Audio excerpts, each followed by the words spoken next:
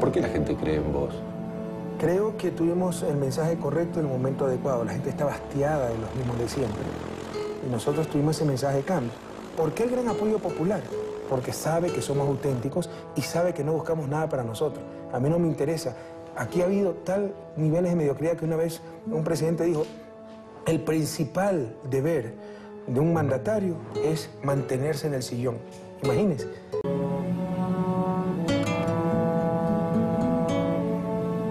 En la reunión de presidentes de Sudamérica, uno cuando miraba la mesa, veía que ahora tenemos en América Latina un conjunto de presidentes que no son tradicionales. Tener un presidente campesino, un presidente obrero metalúrgico, un presidente obispo, que ya es militares atípicos y curas atípicos. Y esa es la diferencia. Y te acuerdas que en una época eran todos abogados o eran todos militares. Ahí había 2 médicos, por ejemplo, lo cual no es poco, pero también entre los no tradicionales. ¿Cuáles son médicos? ¿Tabaré y qué más? Tamaré y Bachelet, Ah, claro, pues Michelle, claro. 2 mujeres presidentas. Sí. O sea, hermano, un líder sindical en Brasil, un líder cocalero e indígena en Bolivia, un militar atípico, un obispo, y hasta un economista en Ecuador, ¿qué es eso? El primer economista en la historia del país. Pero yo sabía que tarde o temprano iba a ser algo. Entonces y además que siempre desde la sociedad civil activé, o sea, quería hacer presencia en la vida del país, ya sea como académico, como escritos, o en un momento dado con la resistencia civil, como pasó contra el gobierno de Gutiérrez, con los forajidos. Yo estuve en las calles, estuve a 100 metros del Palacio de Gobierno, nos llenaron de gases lacrimógenos, a pocos metros míos cayó el periodista García, que falleció. Pero eso implicó un alejamiento de esas, si tú quieres, corrientes de poder, y como que si estuve al lado de ese camino. Mira, yo siempre tuve inclinación hacia la política. Desde el colegio siempre era presidente de curso, presidente de los estudiantes, en la universidad. Incluso en la universidad fui presidente de todas las universidades particulares del Ecuador. Y se vislumbraba una meteórica carrera política. Cuando estaba acabando la universidad tuve muchas propuestas ya para participar como legislador o a gobiernos seccionales, pero yo sí veía la mediocridad de nuestra clase política y dije, tengo que prepararme primero.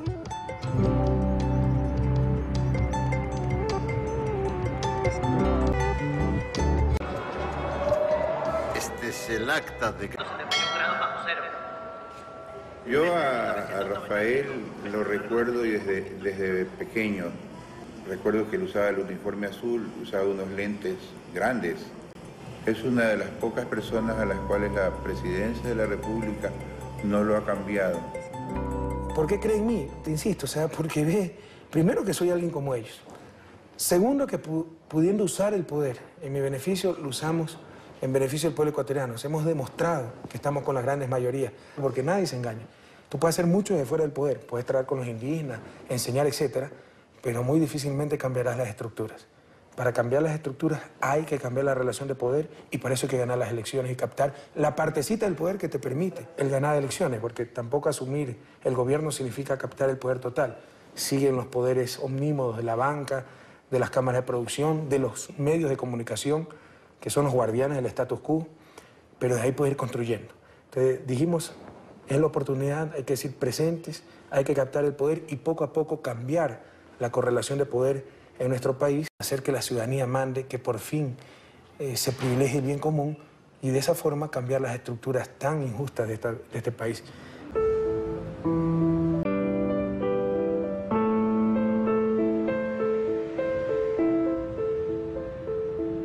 No nos gustan mucho las formalidades. Muy bien, que no fuera en la toma. Que no existía la toma. Como la segunda parte, pero con otra canción. Con la de Guayaquileña. mejor de la Cate. Pero más se cree una niña guayaquileña, guayaquileña, bonita, y saca a la ministra. Patiño. También. Antonio Galearte, no reclame. Y por último, para el compa. Un poquito menos, ¿sí? No me importa. Hay una mesa, póngale. Los platos, pero claro, de ahí trabajaban.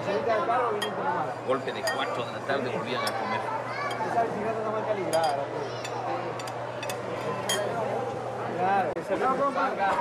Cuando sabemos que un presidente viene a una provincia como Sucumbíos y a una ciudad como Nueva Loja y viene a un mercado es porque está con el pueblo. Por eso le digo, a los 20 años que tengo en este pueblo es la primera vez que veo que un presidente viene, se sienta a comer con la gente chira, se da la mano y se codea con la gente chira. Es la primera vez en la vida. Este fue un país que se despojó, destruyó su soberanía. Aquí mandaban más los burócratas del Fondo Monetario Internacional que nuestra gente. No te imaginas a qué grado de entreguismo llegamos. La autonomía del Banco Central, autónomos con respecto a nosotros, pero totalmente dependientes de Washington, a tal punto que el Fondo Monetario tenía su oficina en el Banco Central del Ecuador. Si hubiera pedido una oficina, como ministro de Economía, probablemente me cobraban arriendo. Bueno, le daban la oficina sin cobrarle nada. Es decir, eran los mandamás en este país.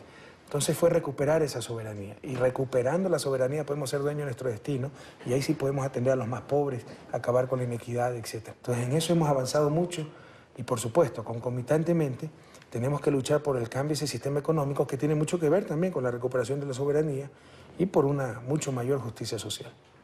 Mira, no se puede entender, una buena política económica no se puede entender sin una buena política social y viceversa. El economista que solo te hace números, ¿por qué crees que ha fracasado rotundamente las políticas públicas en América Latina y las políticas económicas en las últimas décadas? Porque ha estado en manos de tecnócratas que solo entienden de números y ni eso lo hacen bien. Se elevó a ciertos economistas ortodoxos al grado de sumo sacerdote y no sin que tengan la visión integral. Esto tiene que estar en manos de políticos con esa visión integral. La economía es una partecita.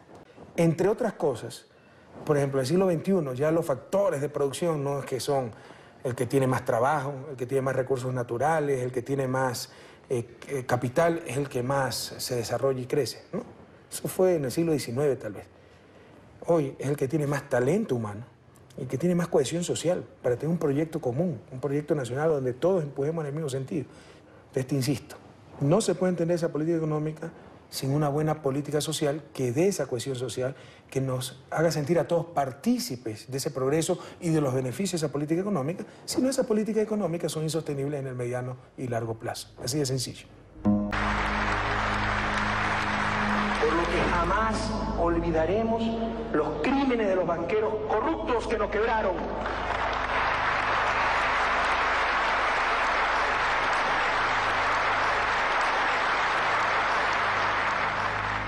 Por otro lado, no nos olvidemos, hay varias formas de corrupción, desde lucrar con dineros del Estado hasta la evasión de impuestos, pasando por comportamientos, estructuras y, paradójicamente, leyes corruptas. ¿Acaso no es corrupción la existencia de bancos centrales completamente autónomos, cuya opulencia es un insulto a la pobreza de nuestra gente y que además no responden a controles democráticos, pero sí a burocracias internacionales? ¿Acaso no fue corrupción la ley de garantía de depósitos impuesta por el poder político de los banqueros que obligó al Estado a garantizar el 100% de los depósitos bancarios sin límites de monto días antes de la quiebra generalizada de los bancos? ¿Acaso no es corrupción la existencia de leyes absurdas como la ley de transparencia fiscal que limita cualquier gasto, menos el servicio de deuda? Esto es antiético.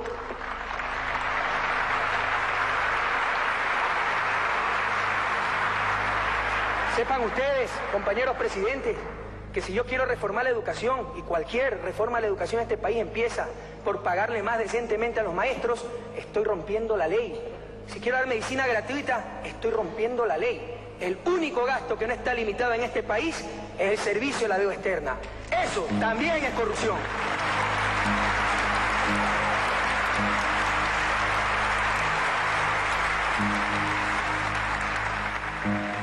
Por ejemplo, en el 99, aquí nos quebraron los banqueros. Eso es indudable. O sea, la mayor crisis de la historia la produjo la banca. Bueno, la gente estaba estacada de esos banqueros pillos. Viene Lucio Gutiérrez con un discurso de izquierda, apoyado por los indígenas, gana las elecciones y con amplia mayoría. Y lo primero que hace es poner de ministro de Economía a uno de los banqueros más compicos de este país. Entonces, eso era recurrente, la traición. Entonces, imagínate, se vota por una opción supuestamente izquierda y nos aplican el programa de un candidato que sacó menos del 2% de los votos. Y eso ha sido recurrente en la historia ecuatoriana. Entonces, por primera vez, tal vez en los últimos 30 años de democracia, probablemente con la excepción de Jaime Roldós, gana un proyecto político donde un candidato dijo lo que iba a hacer, por eso votó el pueblo ecuatoriano y está haciendo exactamente lo que dijo.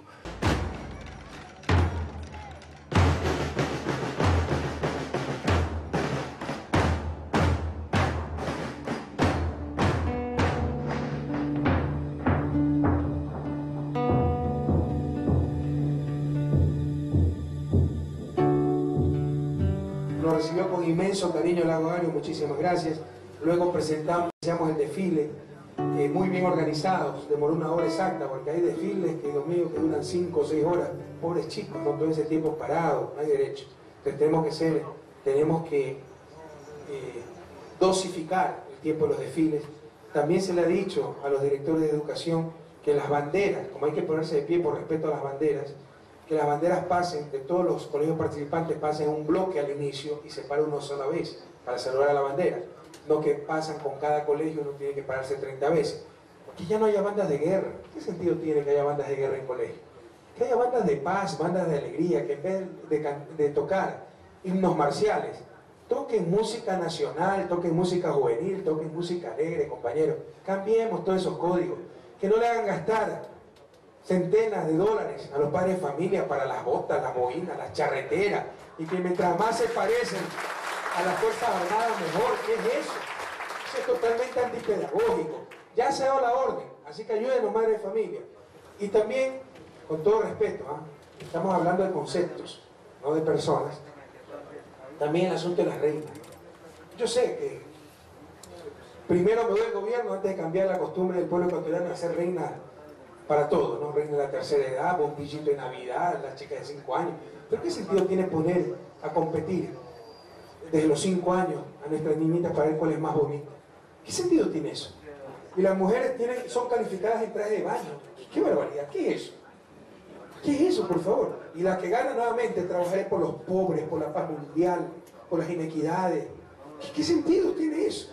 Si quiere trabajar por los pobres, no tiene que salir en bikini para que la califiquen. Váyase a una misión, váyase a una fundación, váyase a los barrios marginales de su país, etc. Erradiquemos eso, compañeros. Se lo digo con todo cariño, no tiene ningún sentido, es antiformativo. Se transmite antivalores.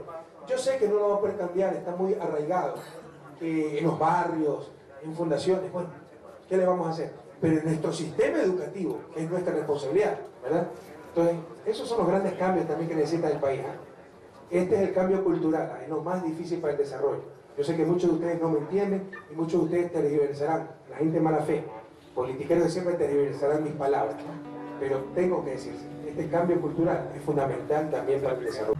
Vos hablaste en varios discursos, ¿no?, de una época de cambio en América Latina, sino un cambio de época. Así es. ¿Cuál es la esencia del cambio de época? Pero tú viste en los 90 cómo el desastre que fue América Latina por la aplicación de las políticas del consenso de Washington, y para que tú veas el grado de decadencia al que llegó América Latina, seguimos las políticas del consenso de Washington, consenso donde ni siquiera participamos. ¿Esto era consenso de quién? De los grupos de poder, de los grupos dueños del mundo. Ahí participó la Secretaría de Estado norteamericana, Fondo Monetario, Banco Mundial, BID, pero era consenso, y apoyamos el consenso. ¿Consenso de quién? Aunque sea con el estructuralismo y la escuela cepalista, era algo creado por nosotros mismos, o enriquecido por nosotros mismos, porque las ideas originarias datan del siglo XIX, industria infantil, etc. Pero era algo nuestro, aunque sea teníamos pensamiento propio. Hasta eso perdió América Latina en la larga y triste noche neoliberal. Y concomitante con ello, ¿cuánto payaso llegó a América Latina, en la propia Argentina? Pues Carlitos Menem, que viajaba con su peluquero, ¿verdad? El Collor de Mello en Brasil, Fujimori en Perú, el gordito Endara en Panamá. O sea, ¿te imaginas el nivel de postración, incluso a nivel de liderazgo en el que cayó América Latina? ¿Y qué vemos en el siglo XXI?